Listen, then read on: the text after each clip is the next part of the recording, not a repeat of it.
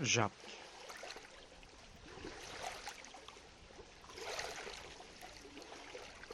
Постоја бројни причини кои ја тераат да се врати на најстарото езеро во Европа секоја година. Смиреноста на Охридското езеро, мирисот на свежата вода, одразот на сончевите зраци на брановите, музиката на брановите кога удираа по брегот и ритамот на езерото. Мистичната енергија на езерото, како што таа ја нарекуваше, и даваше спокој, посебно кога можеше да ја ужива рано наутро на изолирана плажа без никој друг. Мамо, кога влеземе во езерото? Ова утро не беше сама. Незиниот син Александар и правеше друштво. Играј си во базенот, сонце. Мама има уште неколку страници и ќе заврши, рече, тргајќи ги очите од книгата што ја читаше. Посакуваше маши Филип да беше тука, но тој беше зафатен со работа во Скопје. Помислата како тој се крчка во главниот град, додека таа кулира овде, ја згасна незината лутина. Базен е досаден. Можеш да се играш со кофата. Ископај дупка или направи замок. Смешна, мамо. Камења е овде. Не можам да направам замок. Тогаш направи голема дупка за стапалата на мама. Ова требаше да и биде бегство од секојдневието после тешкиот месец на работа. Требаше да ужива во езерото, да ги наполни батериите и конечно да ја дочита книгата со која се бореше цел месец. Океј, се согласи Александар. Се насмевна, помислувајќи дека нештата не можат да бидат секогаш совршени. Го гледаше како се оддалечува пред да продолжи со читање. О, види го каменов, мамо, голем! Види го! Дзирна кон него. Каменот кој го држеше беше нешто поголем од неговата дланка. Многу е голем, потврди и се врати на книгата. Нели? Не сакаше да одговори, затоа што знаеше дека тоа ќе води кон разговор. Во неа се уште тлееше надежта дека сини ќе продолжи да се игра.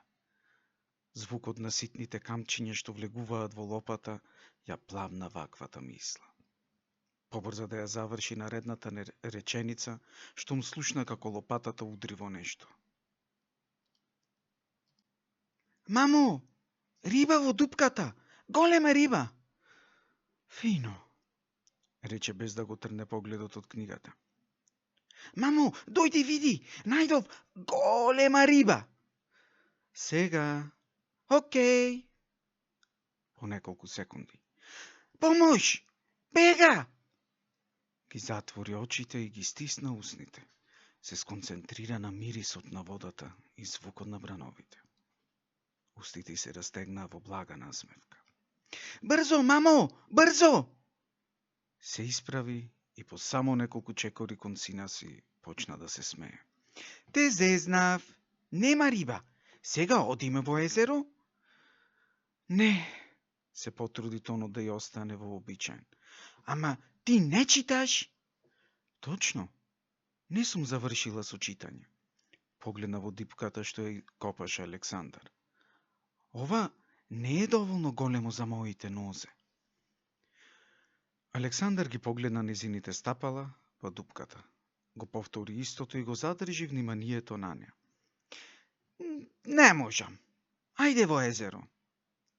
Гледајќи ја дупката и камењата околу неа, доби инспирација. Ке ти кажам што можеме да направиме. Памтиш како да правиш жапки со камења по водата? Александар кимна со главата. Таа се наведна и зеде неколку камења во раката.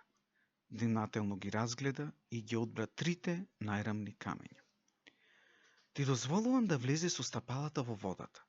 Ако успееш да направиш 10 жапки со еден камен, ќе престанам да читам и ќе ти се придружам.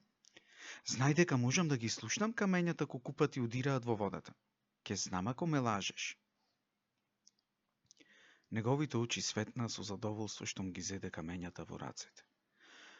Го гледаше како влезе со нозете во водата. Го наведна телото како што му имаше покажано и почна да нишани со раката.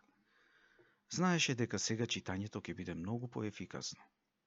Слушна 2 отскокнувања на каменот по водата, потоа плисок. Каменот потона. Мамо!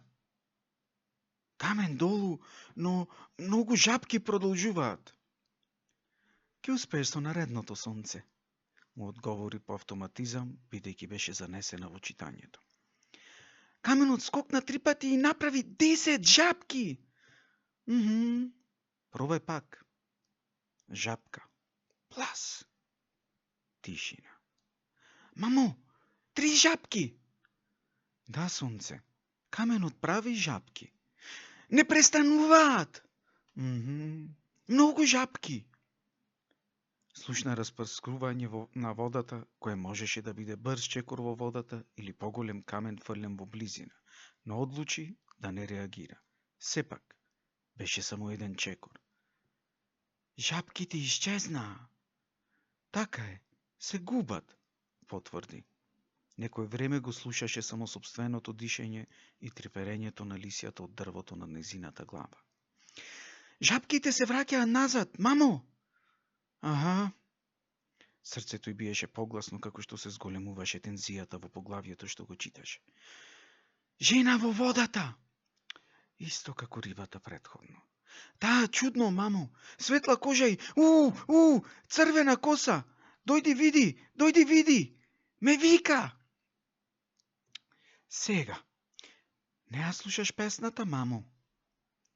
Ја слушаше песната на езерото. Прановите што доаѓаа на брегот, удирањето по камењата и карпите во лесен ритам.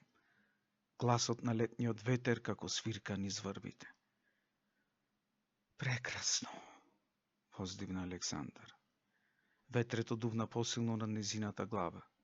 Неколку лисја од дрвото и паднаа на книгата. Ги турна со дланката и дзирна кон езерото. Александар? Скокна на нозе. Алекс? Погледна наоколу. Престани да се криеш! Направи чекор подалеку од плажарскиот стол. Книгата падна на камењата. Не е смешно! Алекс! Прошара со очите на секаде. Не го виде. Алекс! Се затрче избезумено до најблиското дрво, игнорирајќи ги жешките камења под незините нозе. Не беше таму.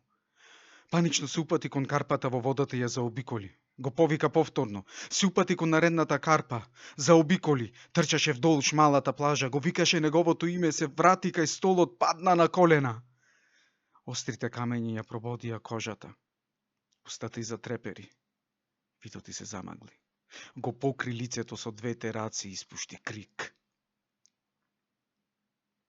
Не можеше да престане да плаче затоа што длабоко во себе знаеше каде исчезна незиниот син.